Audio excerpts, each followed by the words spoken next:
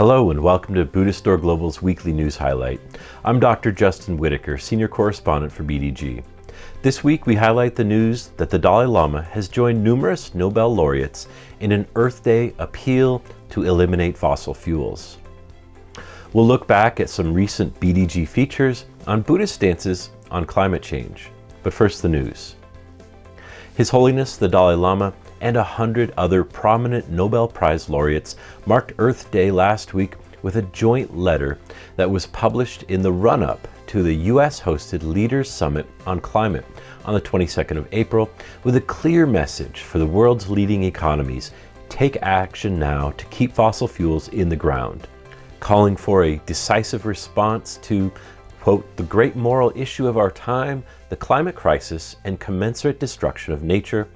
The letter, signed by 101 Nobel Peace, Literature, Medicine, Physics, Chemistry, and Economic Sciences laureates, urged the 40 world leaders and governments attending the virtual summit on April 22nd and 23rd to adopt a new economic and developmental paradigm that would allow economies to diversify away from reliance on oil, coal, and gas. The Dalai Lama stated that, quote, climate change is threatening hundreds of millions of lives, livelihoods across every continent, and is putting thousands of species at risk.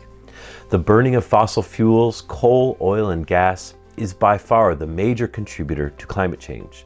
We write today on the eve of Earth Day 2021 and the Leaders Climate Summit hosted by President Biden to urge you to act now to avoid a climate catastrophe by stopping the expansion of oil, gas, and coal.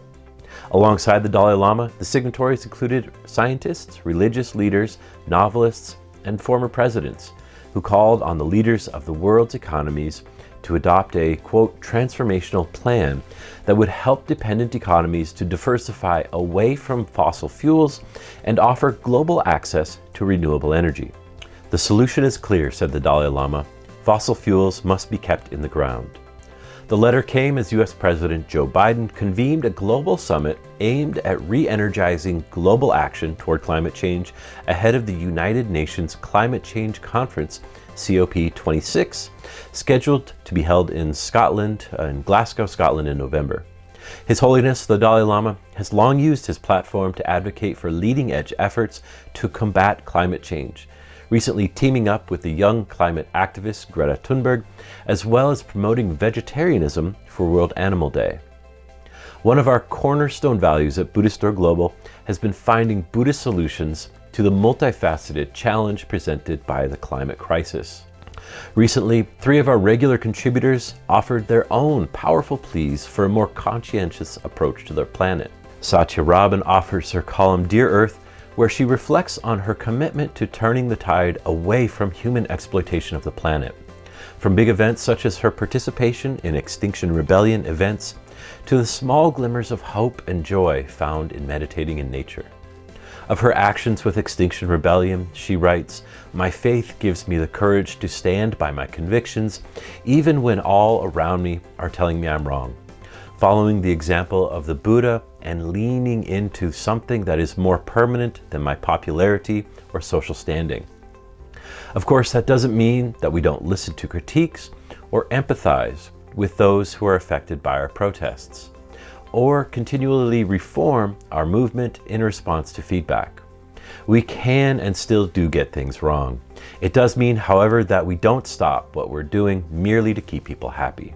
Likewise, our Theravadan teachings author David Dale Holmes writes that the Pali scholar Lily de Silva once wrote, man in his search for pleasure and affluence has exploited nature without moral restraint to the point that nature has been rendered almost incapable of sustaining healthy life. Professor de Silva, who knew the Tipitaka inside out and backwards, has pointed out that while the Buddha limited his teaching to the eradication of human suffering, it is still possible to find enough references to nature within the Pali Canon to suggest a Buddhist attitude toward the environment. That attitude, he notes, must be free of greed, hatred, and delusion, which pollute the mind, society, and earth.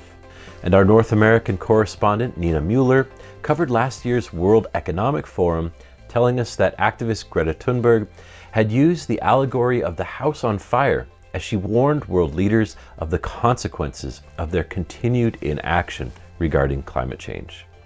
And Sarah C. Beasley, who writes a column called Creativity and Contemplation, has for years helped center attention on the climate crisis, often bringing our attention to women, people of color, and youth working hard every day to help our planet.